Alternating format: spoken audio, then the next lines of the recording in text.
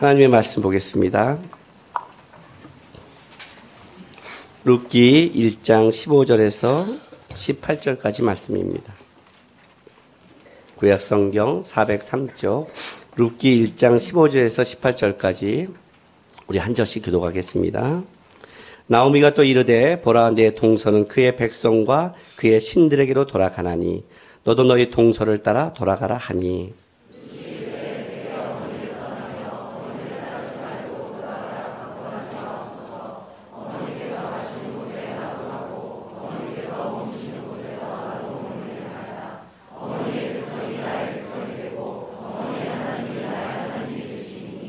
어머니께서 죽으신 곳에서 나도 죽어 거기 묻힐 것이라. 만일 내가 죽는 일 외에 어머니를 떠나면 여호와께서 내게 벌을 내리시고 더 내리시기를 원하나이다 하는지라.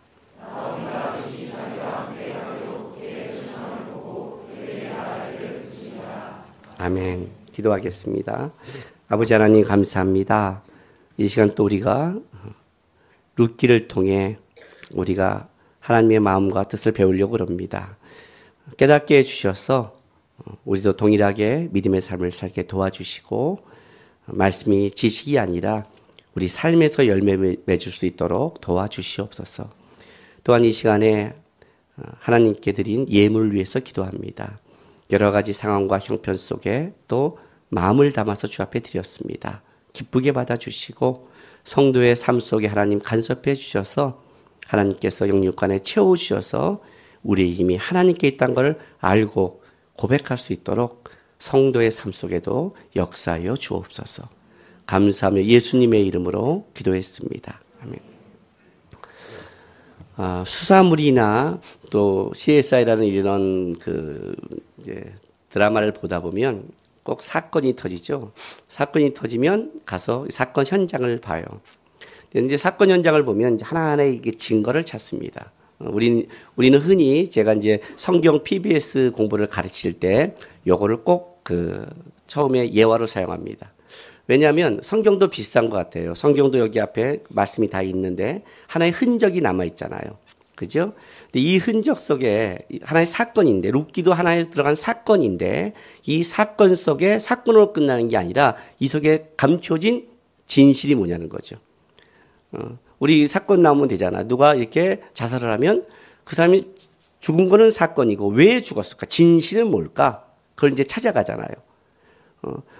어떤 사건과 형편 속에서 겉모습은 어떤 사건이 있고 어떤 상황이 있고 또 그런 형편이 있을지 모르지만 거기에 반응한 걸 보면 그 진실에 들어가면 그것은 달라진다는 거죠. 단순하게 그냥 어렵다, 힘들었다라고 말하지 못하는 깊은 그 안에 다른 내용이 있다는 거예요. 오늘 내용도 그런 거예요. 이제 오르바하고 룻이 같이 나오미를 따라 쫓아왔습니다. 쫓아왔다는 건 무슨 뜻이에요? 오르바도 적어도 나오미를 시어머니를 봉양할 마음이 있었다는 거죠. 착한 거죠. 어쨌든 착한 거란 말이에요.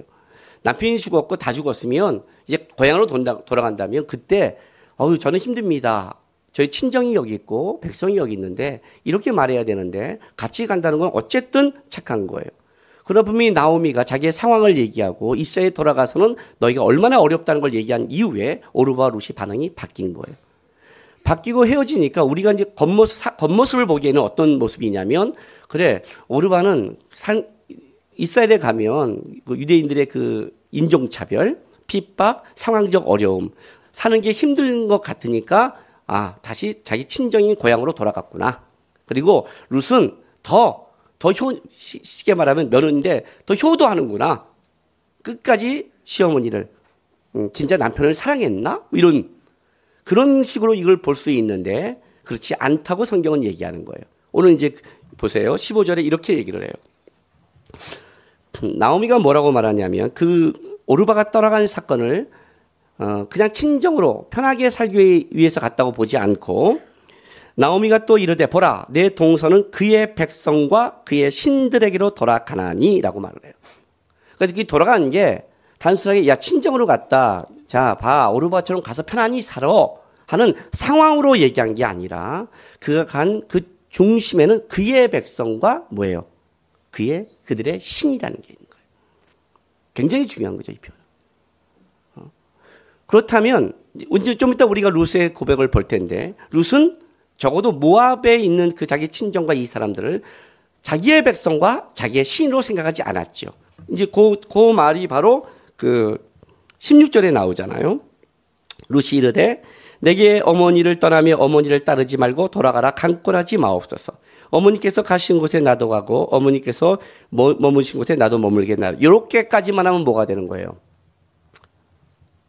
훌륭한 며느리죠. 그런데 그 이유가 뭐냐면 어머니의 백성이 나의 백성이 되고 어머니의 하나님이 나의 하나님이 되시니 라고 말하죠.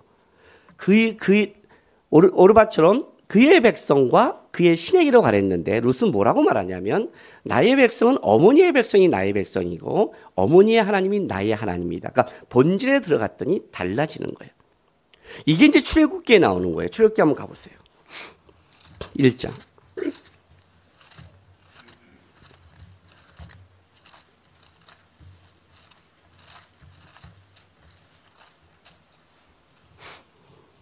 자, 8절부터 10절. 구약성경 82쪽입니다. 요셉을 알지 못하는 세왕이 일어나 애굽을 다스리더니 그가 그 백성에 이르되 이 백성 이스라엘 자손이 우리보다 많고 강하도다. 자, 우리가 그들에 대하여 지혜롭게 하자. 두렵건대 그들이 더 많게 되면 전쟁이 일어날 때 우리 대적과 합하여 우리와 싸우고 이 땅에 나갈까 하노라 하고 라고 이제 이 이유 때문에 바로가 이스라엘 백성을 핍박하죠. 그것이 이제 결론은 뭘로 가냐면 아이들을 나일강에 다 빠뜨리는 사건으로까지 확대되잖아요. 제가 이제 바이블 캠프 같은 거 할 때 그렇게 성경을 설명해 주면 앉아 있는 사람들이 어떤 교만함이 드냐면 그냥 딱 들으면 그래 하면 자기가 다 아는 식으로 얘기를 하는 거예요. 그럼 열이 받을 때가 있어요. 아직 제가 성화가 완전히 되지 않았잖아요. 딱 열이 받으면 제가 물어요. 이 세 구절을 갖고 물었어요. 왜 이 세 구절 딱 던져놓고 왜 바로가 이스라엘 백성을 핍박해? 성경에 찾아봐요. 그러면 여태까지 마친 사람이 한 명도 없어요. 다 뭐라고 말하냐면 이 백성이 더 많아지니까 더 대적 앞에 나갈까 봐. 다 그렇게 얘기를 해요. 여기 다 써 있죠? 내가 땡땡땡 그래요. 그럼 이제 멘붕에 빠지죠. 3절밖에 안 되는데. 그 문제가 아니에요. 여기 가장 중요한 바로의 마인드의 문제가 있어요. 자, 1장 9절 보세요. 바로가 이런 말을 해요. 그가 그 백성에게 이르되 이 백성 이스라엘 자손이 우리보다 많고 강하도다. 이걸 말하는 거예요. 70명이 400년 전에 어디 갔어요? 예, 애굽 땅에 들어갔어요. 그 400년이 지났어요. 그러면 이 사람은 이집트 사람이에요? 이스라엘 사람이에요? 여러분, 우리는 아주 간단하게 생각할게요. 여기 성경 이때는 믿음 있는 척 생각하지 마시고요. 한국인 70명이 미국에 갔어요. 그리고 400년 살았어요. 미국 사람이에요? 한국 사람이에요? 미국 사람이잖아요. 뭐 400년이 안 됐는데 지금 한국말 다 모르고 영어하고 있고 뭐 그러잖아요. 지금요. 그 사람들은 걔네들이 지금 자기 한국 사람이라고 생각해요? 아니잖아요. 한국말도 못해요. 말을 못하는데 무슨 한국 사람이에요. 벌써 동화된다는 거죠. 400년이 지났는데 바로의 생각에 이스라엘 백성이 동화되지 않았다는 거예요. 여전히 그들은 다른 백성이에요. 다른 백성이기 때문에 아이를 낳고 강해지는 게 문제가 되잖아요. 만약에 내 백성이 많아지는데 뭐가 문제가 되겠어요? 내 백성이 됐는데 왜 걔가 나갈 생각을 하겠어요? 전제가 뭐냐면 400년 동안 지났는데 여전히 애굽에 동화되지 않는, 애굽의 백성이 되지 않는, 그들의 신과 그들의 백성이 되지 않는 걸 지켜가고 있었다는 거예요. 그렇기 때문에 바로가 다른 백성이고 다른 신을 섬기니까 어떻게 돼요? 핍박에 들어오는 거예요. 오늘 놀라운 게 뭐냐면 다시 룻기로 돌아갈게요. 이 룻기에 보면 오르바는 결정적인 순간에 자기가 결정하는 그것이 뭘 붙잡았냐면 상황의 어려움을 듣고 나서도 여전히 나의 신이 나의 하나님이었다면 똑같이 이 룻이 고백한 것처럼 아니요 어머니 나는 이제 모압 신이 나의 신이 아니고 그의 백성이 나의 백성이 아닙니다. 내가 내 남편과 결혼한 순간 나의 하나님은 여호와가 됐고 나의 백성은 이스라엘이 됐습니다 고백했다면 오르바도 갔을 거예요. 근데 상황과 어려움을 딱 들은 순간에 어떻게 돼요? 자기 신을 의지하게 돼 있잖아요. 결국 자기가 의지하는 쪽을 가게 돼 있는 거거든요. 상황과 어려움이 오면 의지하는 쪽을 가게 돼 있어요. 제가 그 예화를 들 때 좀 극단적인 예화를 들 때가 있어요. 청년 집회를 하다 보면 극단적인 예화를 들어요. 그럼 꼭 이런 말을 해요. 왜 목사님 예화는 이렇게 극단적이세요? 그래요. 왜 그럴까요? 혼재되어 있으니까. 극단적이어야 나오잖아요. 결정해! 그럼 나야 되잖아요. 결정해. 그러면 결정할 수밖에 없잖아요. 아니, 이 여자랑 할까, 이 여자랑 할까 막 하다가 결국 와서 결정해! 그러면 결정해야 될 거 아니에요. 둘 다 버리던가. 그잖아요. 선택이란 걸 해야 되잖아요. 선택을 할 때는 뭐가 되는 거예요? 자기 속에 있는 것이 그때 나오게 돼 있는 거예요. 이 이스라엘로 돌아가서 얼마나 어려운 상황을 얘기했을 때 오르반은 뭘 결정하냐면 상황과 어려움 속에 친정을 결정한 게 아니라 그의 신과 그의 백성을 결정했다는 거예요. 그리고 가버린 거예요. 모압 신은 그모스예요. 그모스란 신이에요. 인신 제사를 드리는 신이에요. 그 신들이라는 것은 다신교를 믿었어요. 여호와 하나는 하나님을 믿은 게 아니라 여러 신들 다신교를 믿었는데 그중에 주신이 그모스일 뿐이에요. 그리고 그들의 신으로 돌아가 버렸어요. 자기가 의지하는 것으로 가게 된 거예요. 그런데 놀랍게도 이제 루시 안 가니까 다시 말하는 거예요. 봐, 오르바처럼 그의 백성과 그의 신들에게 돌아가라 그랬더니 이때 이제 뭐가 나오는 거예요? 룻의 속에 있는 진실이 진짜가 나오는 거죠. 그 진짜가 이제 16, 17절 고백이에요. 가보세요. 룻이 이르되 내게 어머니를 떠나며 어머니를 따르지 말고 돌아가라 간곤하지 마옵소서. 어머니께서 가시는 곳에 나도 가고 어머니께서 머무시는 곳에 나도 머물겠나이다. 이 머물겠나이다라는 이 표현은 개역개정보다는 옛날에 개역성경이 좀 더 표현이 좋아요. 거기는 뭐라고 나왔냐면 유숙하겠나이다 그래요. 머문다 그러면 그냥 호텔에 머물 수 있고 뭐 여러 가지 머물 수 있잖아요. 근데 이제 유숙한다는 거는 불편한 상태로 머무는 거예요. 그러니까 내가 어머니를 따라가며 어머니 있는 곳에 함께 있는데 그것이 알고 있는 거예요. 불편한 상태에서. 왜냐하면 나오미가 모든 걸 다 잃어버리고 이스라엘로 돌아가는데 쫓아가봤자 나오미의 말대로 무슨 소망과 희망이 있겠어요. 어머니 나는 불편하게 당신을 쫓아가겠습니다. 이거예요. 그 불편한 상태에서 머물겠습니다. 그 진짜 돌아가서 끔찍한 불편함을 겪죠. 그런데 그렇게 할 수 있는 이유가 뭐냐면 그 이유가 어머니를 사랑하는 것도 있지만 룻이 고백한 바로 그 다음 고백 때문이에요. 그 고백이 어머니의 백성이 나의 백성이 되고 어머니의 하나님이 나의 하나님이 되시리니. 그러니까 룻이 적어도 그 엘리멜렉과 나오미가 와서 물론 하나님을 떠나왔지만 그리고 거기 와서 모든 걸 상실했지만 나오미가 나중에 하나님을 다시 바라보고 돌아갈 수 있는 그 신앙이 있는데 그 신앙을 바라보면서 룻이 뭘 봤냐면 거기서 하나님을 만난 거예요. 참 놀랍죠? 하나님의 일하심이 놀랍죠? 그렇죠? 우리 가끔가다 이러잖아요. 꼭 어떤 복음을 전하고 뭘 하려고 하면 내가 상태가 좋아야 되고 내가 성령 충만해서 역사한다고 생각하죠? 그렇지 않아요. 그렇지 않아요. 참 놀라워요. 하나님의 일하심은 우리의 생각을 뛰어넘어요. 제가 말씀을 준비할 때요, 이 말씀을 기가 막히게 준비하고요, 이 말씀은 다 들으면 기절을 해야 되는 말씀이야. 하고 설교를 하면 한 명도 기절을 안 해요. 참 미안해요. 그때는 하나님이 저를 꺾어요. 너의 깨달음이 한치도 사람을 변할 수도 있겠느냐 그래요. 그럼 내가 뭐 두려움과 떨림 속에 막 이렇게 올라서잖아요. 그러면 그때는 막 기절하고 은혜 받았다고 난리예요. 어떨 때는 실수를 해도 그래요. 참 놀랍죠? 실수가 은혜가 된대요.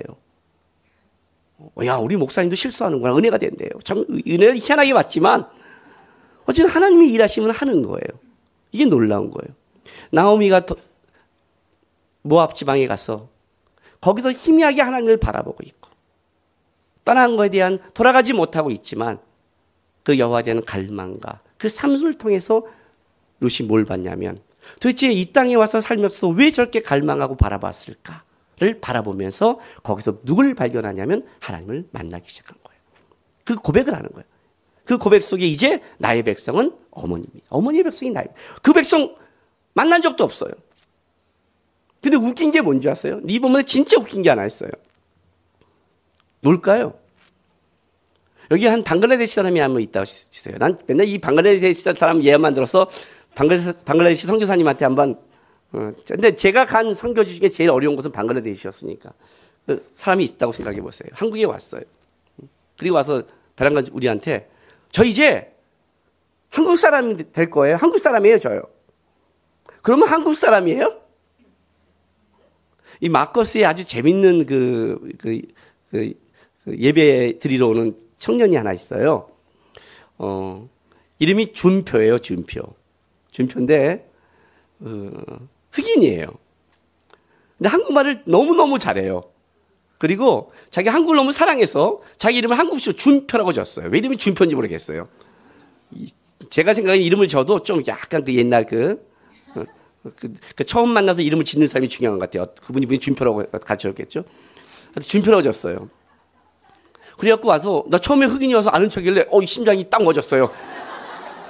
내 정변으로 오잖아요. 막 와서, 근데, 멈췄는데, 처음에는 한글을 듣는 게 아니라 내가 영어에 귀가 열렸나? 말이 다 알아들어. 말을 다 알아듣는 거야. 이게 어떻게 된 거야? 이게 뭐야? 내가 흑인의 말을 알아들어 막 했더니, 알고 봤더니 한글을 하고 있는 거예요. 그다음부터 나는 그 사람이 너무 반가워요. 가끔 그 사람을 또, 오는 걸 또 가끔은 왔으면 좋겠어요. 왜냐하면 내가 저쪽에서 그 사람과 재밌게 얘기하고 있으면 사람들이 내가 영어로 얘기하는 줄 알고 저를 굉장히 존경하는 눈으로 야, 김나원 목사님 어떻게 저렇게 유창하게 사실 여기 한글로 막 얘기하고 있는데 그럼 그 사람이 와서 저요, 이제 한국말도 잘하고 저 한국 사람이에요. 그러면 여러분 그게 한국 사람이에요? 그게 국적만 따면 되는 거예요, 그냥? 아니잖아요. 아니, 지금 자기 고향에 돌아가지도 않고 이스라엘에 가지도 않았어요. 아니, 이스라엘 백성 본 적도 없어요. 같이 간 사람은 나오미 하나예요. 자기가 하나님이라고 하면 하나님이 되고 자기가 내 백성이라면 내 백성이 돼요? 아니 이쪽은 이스라엘 백성들은 뭐예요? 뭐야 너는?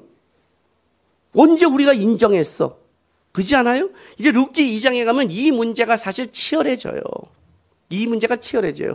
그게 쉽게 생각할 문제가 아니잖아요. 나오미 하나는 그렇지만 글로 들어간 나오미가 그것 때문에 오지 말라고 그러는 건데 이스라엘 백성들이 갖고 있는 인종적 차별이 얼마나 대단한 건데 특히 암몬과 모압 백성들은 여호와의 총에 영원히 들어오지 못하기 때문에 진짜 하찮고 천대받는 백성인데 천대받는 백성이 온다는 것을 누가 인정을 하겠어? 이건 말이 안 되는 거예요. 근데 룻은 이렇게 고백을 하는 거예요. 유숙하겠다는 거예요. 불편한 걸 압니다. 무슨 말인지 알아요? 몰라서 한 게 아니라 거기 가면 그들의 천대와 어려움과 힘듦을 저는 알고 있습니다. 그런데 그들이 백성이 나의 백성입니다. 왜 그럴까요? 왜냐하면 여호와가 나의 하나님이기 때문입니다. 참 놀랐죠? 그들이 인정하지 않는다 할지라도 나는 그들을 백성으로 삼을 겁니다. 왜냐하면 그들이 하나님을 바라보는 것처럼 나도 하나님을 바라보기 때문에 이제 하나님을 저도 나의 하나님으로 고백하기 때문에 하겠습니다는 결단을 한 거예요. 대단한 결단이에요. 그리고 더 나가는 거예요. 이렇게 나가요. 봐요. 17절 보세요. 저는 이 17절의 고백이 기가 막히다고 생각해요. 이 17절의 고백으로 말미암아 하나님의 눈이 시선이 이 룻에게 머물렀다고 생각합니다. 어머니께서 죽으신 곳에서 나도 죽어 거기 묻힐 것이다. 만일 내가 죽는 일 외에 어머니를 떠나면 여호와께서 내게 벌을 내리시고 더 내리시기를 원하나이다 하는지라. 이 말을 듣고 나서 나오미가 룻이 자기와 함께 가기로 굳게 결심을 보고 말을 그쳤어요. 이 고백을 듣고요. 이 고백이 얼마나 대단한 고백이길래 그랬을까요? 어머니께서 죽으신 곳에 나도 죽어 거기 묻힐 것이다. 죽기까지 충성하겠습니다. 그런 각오기 때문에 그럴까요? 아니, 이거보다 더 중요한 게 있어요. 저는 제가 왜 룻을 사랑했고 룻기를 좋아했냐면 룻은 저와 비슷한 저보다 더 끔찍했겠지만 그래도 제가 성경에 봤을 때 가장 야 이런 사람이라면 하고 소망을 준 부분이 이 부분이기 때문에 그래요. 말했나요 한번? 수영을 못하는 사람 그리고 물에 트라우마가 있는 사람이 저한테 30분 배우면 어쨌든 물을 떠서 간다고요. 물에 들어가서 트라우마가 있는데 두려워하는데 수영을 한 번도 못했는데 저하고 수영을 하면 30분이면 이렇게 그래서 이렇게 팔을 젓고 수영을 쫙 해서 10m 이상을 가요. 이 불신의 눈은 뭘까요? 좀 이렇게 그래요? 이게 이런 식으로 좀 봐줘야 되는데 이런 불신의 눈은 도대체 뭘까요? 굉장히 많아요. 굉장히 많아요. 저때 그렇게 해서 간 사람이 많아요. 놀라운 거는 한번 수영 선수가 그 아이를 가르치고 있는데 도저히 안 되는데 제가 딱 가만히 있다가 맡아서 30분 후에 떠서 갔어요. 한두 명이 아니에요. 물론 거기까지가 내 실력이죠. 왜 그럴 수 있을까요? 왜 그럴 수 있을까요? 아주 간단해요. 아주 간단해요. 수영을 못 해보고 두려워해보고 물을 못한 사람은 뭐 어떤 부분인지 저는 알고 있어요. 저 사람이 어떤 부분을 해줘야 하는 걸 알고 있어요. 잘하는 사람은 몰라요. 똑같은 거예요. 공부 잘하는 사람은 항상 이렇게 말하죠. 외워! 그게 안 되는 걸 몰라요. 밤새! 그걸 몰라요. 밤새도. 넌 끈기가 없어. 끈기가 없는 걸 몰라요. 그 사람 모르는 게 굉장히 많아요. 근데 나는 안단 말이에요. 왜냐하면 하위 2%를 살아본 사람은 어디서부터 시작해야 되는지를 알아요. 걔가 어디서 못하는지를 알아요. 그게 먼저 극복 안 되면 안 된다는 걸 아는 거예요. 저에게 있어서 처음에 청년 때 모델은 아브라함이 아니에요. 요셉은 더더욱 아니죠. 요셉같이 벅차요. 요셉 보고 잘 살았습니다. 넘겨야 돼요. 근데 저에게는 다른 종류의 사람이 많아요. 야곱이 저는 좋다고 그랬잖아요. 야곱이 참 좋아요. 야곱이. 그냥 다 겪고 그냥 막 발목도 잡았다가 잔머리 굴렸다 당해보기도 하고. 그런데 은혜 가운데 하나님이 세워가는 거예요. 자, 느낌이 온단 말이에요. 그 중에 하나가 룻이란 말이에요.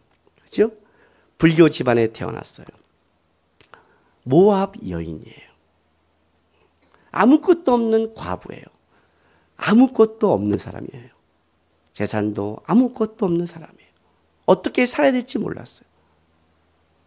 그런데 하나님이 룻을 버렸다면 저한테 어떻게 오겠어요? 저도 가능성이 없겠구나. 역시 하나님의 사람은 아브라함이나 그냥 다윗같이. 다윗은 그래도 여러분 대단하지 않아요? 저 같으면 어떻게 아무리 있어도 골리앗을 향해 물맷돌을 지금 제일 센 사람이 누굴까요? 그 씨름 선수 했던 사람이 누구예요?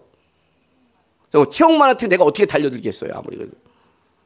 그죠? 젓가락 갖고. 그건 젓가락 갖고 달리는 거랑 똑같은 거예요. 골리앗한테 달려든 거는. 대단하단 말이에요. 그런 사람이면 어떻게 쫓겠어요? 근데 룻이에요. 룻이에요. 룻이 하나님 앞에 선택받을 뿐만 아니라 이 사람이 예수님의 조상이 될 수 있다면, 여호와의 총회에 들어오지 못한 사람을 하나님이 받을 수 있는 게 있다면 그것보다 대단한 게 뭘까? 이게 저에게 룻에 대한 시선을 머물게 했고, 그 첫 번째 제 눈을 머물게 한 것이 바로 룻의 고백이에요. 왜? 보세요, 여러분. 17절에 이렇게 고백을 해요. 어머니의 백성이 나의 백성이 되고 어머니 하나님이 나의 하나님이 되시니. 여기까지는 이스라엘 백성도 고백하고 있는 거예요. 그가 진짜 하나님을 왕으로 섬기든 안 섬기든 어떤 입술로는 고백하는 거예요. 입술로는 고백하고 이스라엘은 어쨌든 하나님의 백성이에요. 그런데 어머니께서 죽으신 곳에 나도 죽어 거기 묻힐 것이라. 만일 내가 죽는 일 외에 어머니를 떠나면 어머니 여호와께서 내게 벌을 내시고 더 내시기를 원하나이다. 여러분, 엘리멜렉의 뜻은 여호와는 하나님은 왕이시라는 뜻이에요. 그렇죠? 하나님을 왕이라고 고백하고 이름 짓는 자가 이스라엘의 흉년이 되니까 자기가 살려고 도망갔어요. 자기가 살려고 모압 땅까지 간 거예요. 하나님을 왕이라고 고백한 자가. 하나님이 왕으로 고백하면 그가 어디서 죽어야 돼요? 왕 앞에 죽어야 되잖아요. 그런데 그들은 이스라엘 사람은 살려고 도망갔는데 저기 모압 여인, 그것도 정확하게 하나님의 음성과 말씀을 들은 것도 아니라 나오미와 그 도망간 자를 통해서 하나님을 만난 이 룻은 뭐라고 말하냐면 나는 죽는 일 위에는 하나님을 떠나지 않겠다는 거예요. 이 고백은 사실 이스라엘 백성이 해야 될 고백이거든요. 하나님이 이스라엘 백성에게 듣고 싶은 고백이었거든요. 하나님이 진짜 자기 백성에게 들으실 고백을 그들은 살고자 다 지 멋대로 살아가고 있는데, 놀랍게도 이 룻이 와서 뭐라고 고백하냐면 나는 죽는 일 외에는 여호와를 떠나지 않습니다. 그러니까 룻이 다시 복귀하는 사건이 뭐냐면 그 유숙한 게 불편한 상태로 그냥 살아보죠가 아니라 내가 불편하게 살다가 여기 죽어도 저는 그냥 하나님 앞에서 죽겠습니다. 이 얘기를 지금 하는 거예요. 기가 막힌 고백 아니에요? 이 고백을 한 사람이 또 누구예요, 여러분? 이 한나예요. 다시 사무엘상 1장 보세요.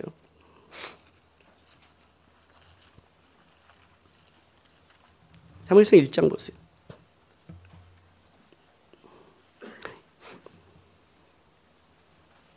자, 1장 3절. 4년 전에 설교한 거니까 기억나실까요? 이 사람이 매년 자기 성읍에 나와서 실로에 올라가서 만군의 여호와께 예배하며 제사를 드렸는데 엘리의 두 아들 홈리와 비느하스가 여호와의 제사하고 있더라. 홈리와 비느하스는 여호와를 알지 못하는 사람이라고 그랬습니다. 여호와를 알지 못하는 자가 목사가 돼서 교회를 지키는데 여러분 교회 나오겠습니까? 그죠?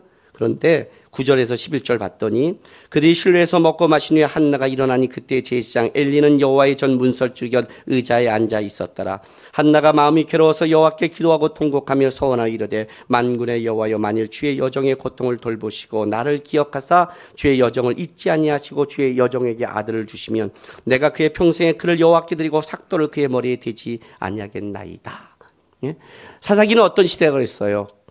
그 시대에 왕이 없으므로 각자 자기 소견에 옳은 대로 했던 시대라고 그랬잖아요. 그죠?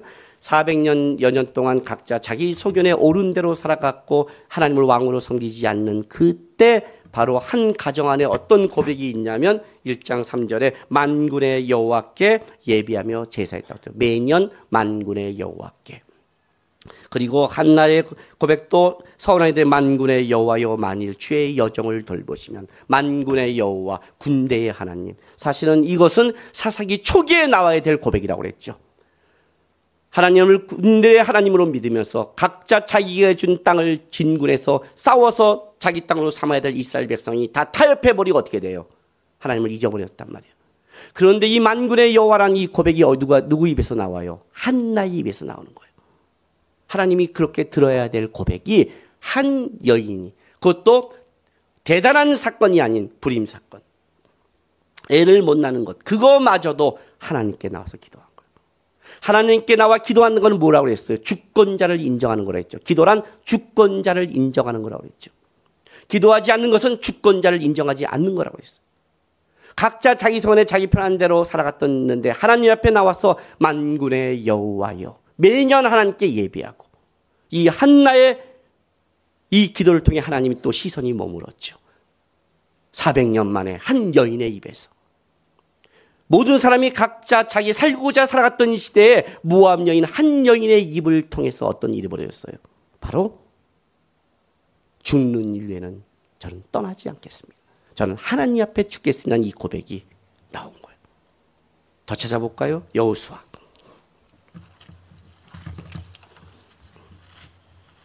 2장.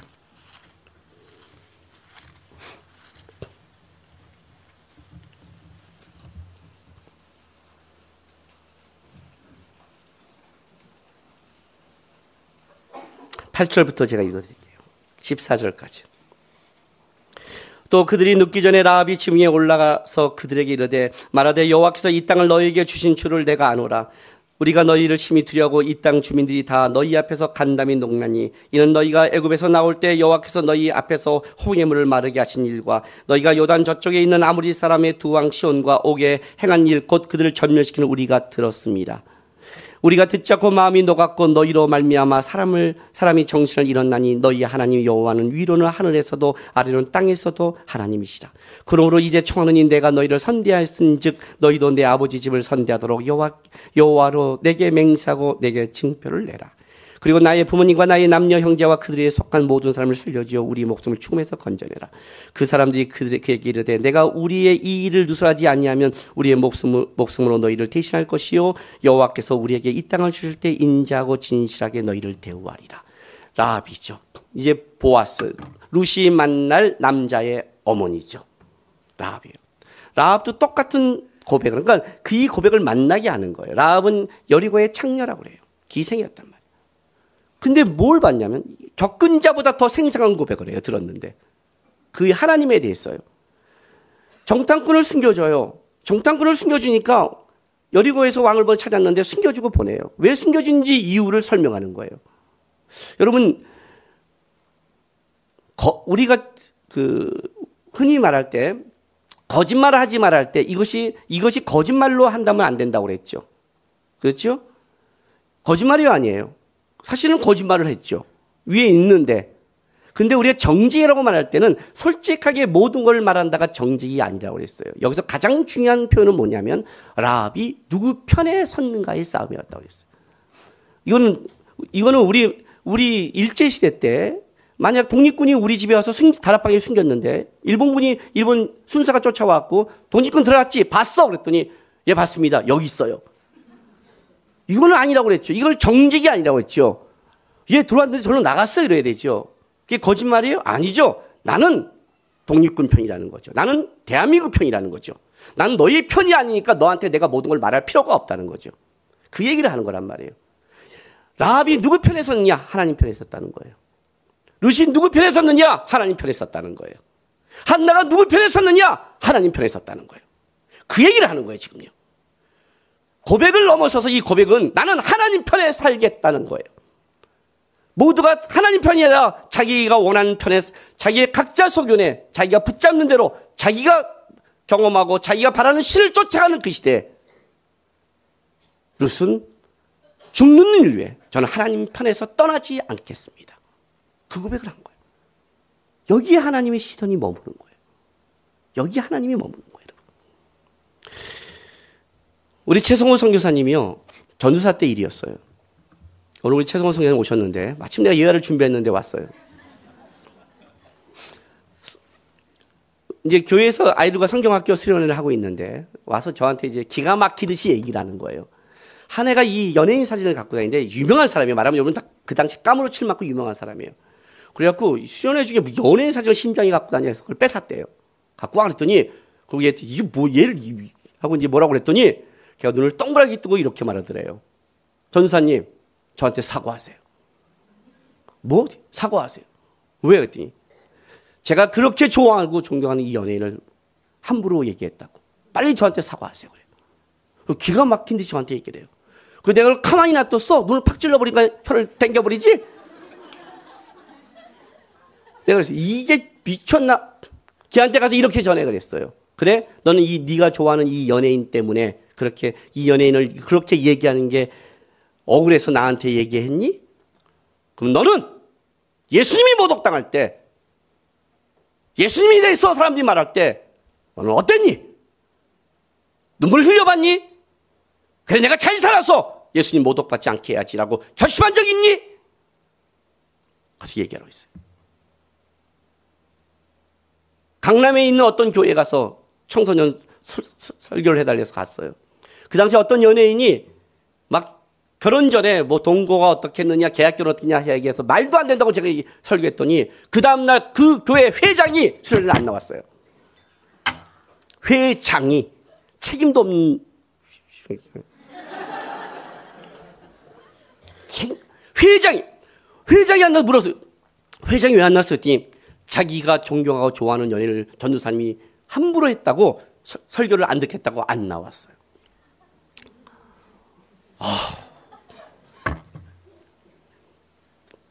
그 다음부터 내가 십자가를 갈잖아요. 이해가 되세요? 이 말이요? 이해가 되세요? 여러분 진짜 예수를 믿는 사람입니까? 예수님이 당한 모독 때문에 살아가는 사람들입니까? 여러분 어떻게 살아가십니까? 한번 제 인생에 이런 일이 있었습니다.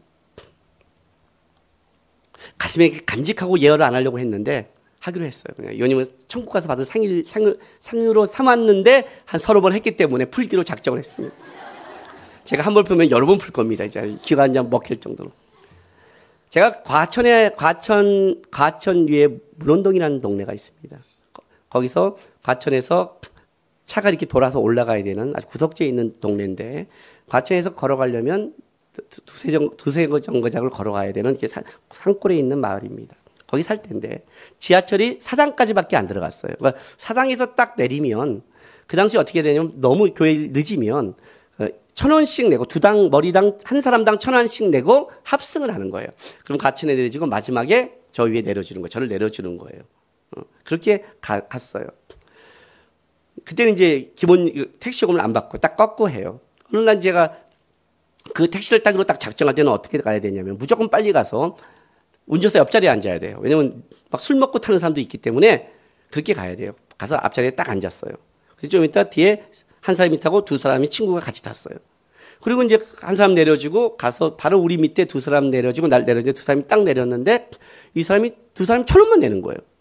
그러니까 택시 운전사가 1,000원 더 주셔야죠. 그랬더니 뭔 소리야 여기까지가 얼만데 아 왜 그러십니까? 이때는 다 1인당 1,000원인 거 아시면서 그러면 안 되죠. 다 기다렸는데 누가 법 정했어 법으로.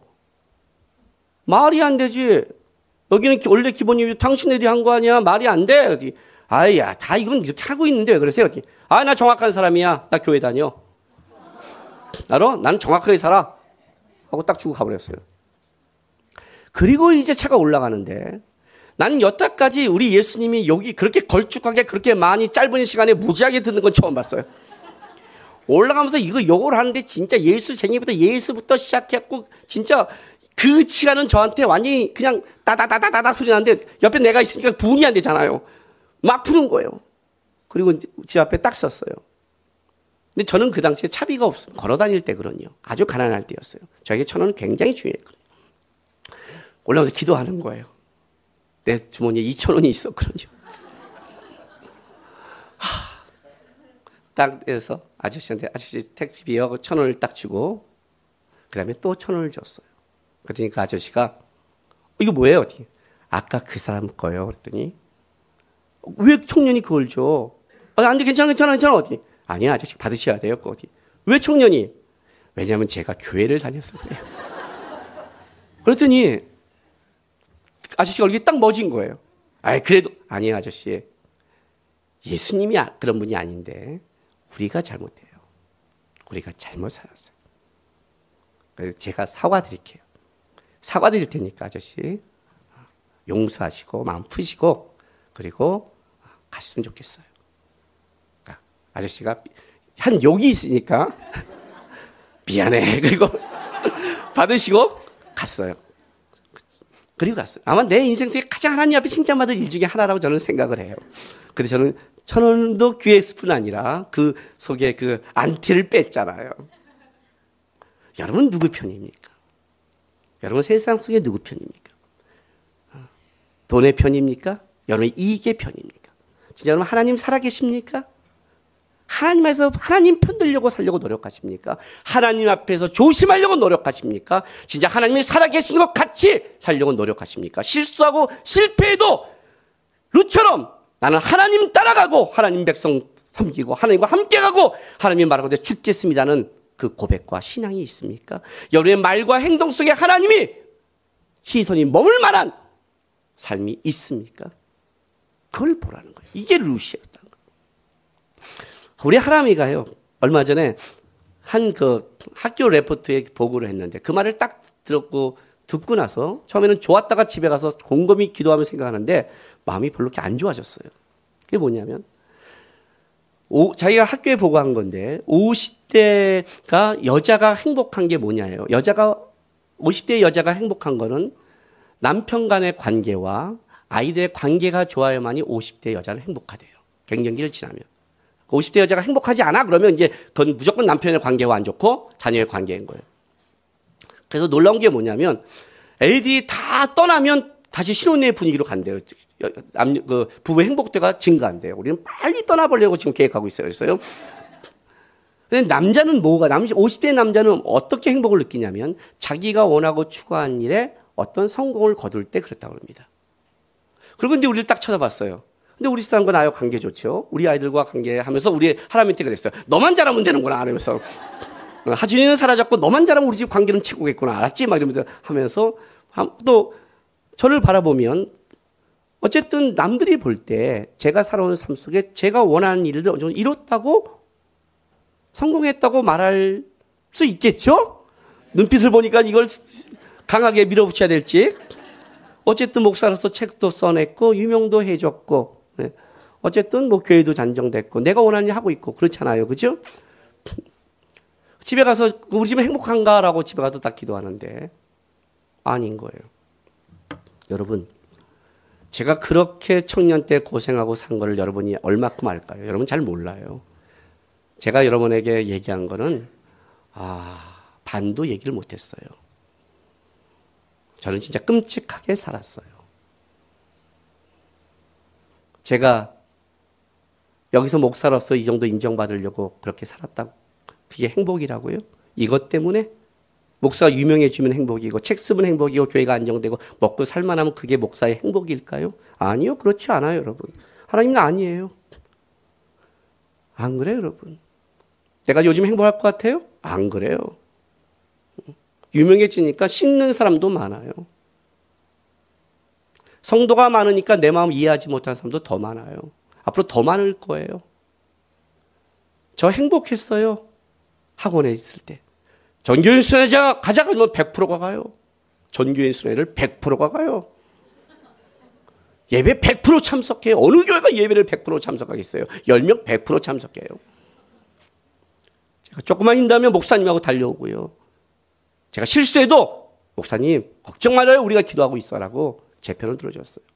저는 오금동 때도 행복했고 옥성 때 행복했어요. 돈 때문에 갈 것 같아요? 아니요. 저는 예수님이 함께 했을 때 행복했어요. 알아요? 기독교인의 행복의 조건이 다른 거예요. 그걸 똑같이 여긴다면 여러분 세상 사람이에요. 그건 오르바예요. 오르바예요. 여전히 나의 불행은 내가 주님을 놓칠 때였고 여전히 나의 행복은 내가 주님을 다시 바라볼 때 생겼어요.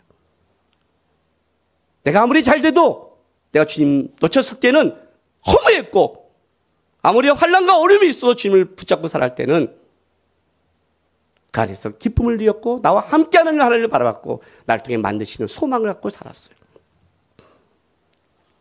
여러분 하나님을 아세요? 그 얘기를 하는 거예요. 하나님은 시선이 머무는 것이 뭘까요? 하나님 때문에 행복하고 하나님 붙잡으려고 그러고 하나님과 함께 하려는 그 고백만 있다면 아무리 처절한 인생을 산다 할지라도 거기에 하나님의 시선이 머물 것이고 하나님이 그걸 통해 일을 만드실 것이고 룻처럼 하나님의 역사 속에 그 사람을 끌어갈 것입니다. 여러분 아셨어요? 오르바처럼 세상을 보고 나서 행복과 조건을 따지지 마시고 우리가 진짜 하나님 편에 쓰려고 그러고 하나님을 바라보고 나의 삶과 고백에 하나님의 시선이 머물고 있는가를 다시 한번 점검하시고 주님 앞에 살아가시기를 주님의 이름으로 부탁드립니다. 기도하겠습니다. 이 시간 다 같이 우리 다짐의 기도하겠습니다. 하나님 놓치지 않겠습니다. 어렵고 힘들어도 내 인생을 끌어가는 하나님 바라보면서 룻처럼 하나님의 백성이 되고 하나님의 자녀가 되고 죽을 때까지 하나님 바라보면서 가는 믿음의 사람이 되겠습니다. 하나님 제 고백을 들으시고 하나님의 시선이 저의 인생과 삶 속에 함께 해달라고 우리 이 시간 다 같이 다짐의 기도 드리겠습니다. 기도하겠습니다. 거룩하신 아버지 하나님 감사합니다. 하나님이 우리를 이 자리로 불렀습니다. 오늘도 우리가 예배 자리로 나오는 것 같지만 하나님 은혜 아니면 나올 수 없는 자리입니다. 주 앞에 나왔습니다. 우리 주님 바라보게 도와주옵소서. 우리 인생에 일하시는 우리 주님 바라보게 현재 내 삶이 고단하고 어려워도 룻처럼 힘든 삶을 살아가도 하나님을 편들고 하나님 앞에 살아가고 하나님께 고백한 자를 멸시하지 않으시고 하나님이 붙잡고 인도하는 하나님의 눈이 머문다는 걸 기억하면서 우리가 환난과 어려움 내 생각을 쫓지 않게 하시고 주님 바라보게 주님 붙잡게 주님 편에 서게 하나님 인도하여 주시옵소서. 하나님만이 우리의 하나님이 되시며 하나님만이 우리의 주가 되시며 하나님만이 우리 인생의 왕이 되어 주시옵소서. 아버지 하나님 주님 우리를 그날까지 주님 놓치지 않게 하시고 삶의 어려움은 있어도 여전히 하나님의 고백은 더 깊어질 수 있도록 인도하여 주시옵소서. 아버지 하나님 감사합니다. 우리를 예배의 자리로 인도하시고 주님을 바라볼 수 있게 다시 한번 우리에게 말씀해 주셔서 감사드립니다. 하나님 주님 부르실 그날까지 우리가 살아가는 인생은 고단하고 곤고하고 어려울 때가 있을 것입니다. 불편한 상태로 인생을 갈 수도 있습니다. 그런데 주님을 놓치지 않게 도와주옵소서. 살아계시고 넉넉히 우리의 부족한 삶을 채우셔서 아름답게 만드시는 하나님을 바라보고 어떠한 순간에도 하나님 편에 서고 하나님 바라보고 주님이 우리 인생 속에 기쁨의 시선이 머물 수 있도록 하나님과 동행하는 주의 자녀에게 역사하여 주시옵소서. 감사하며 예수님의 이름으로 기도했습니다.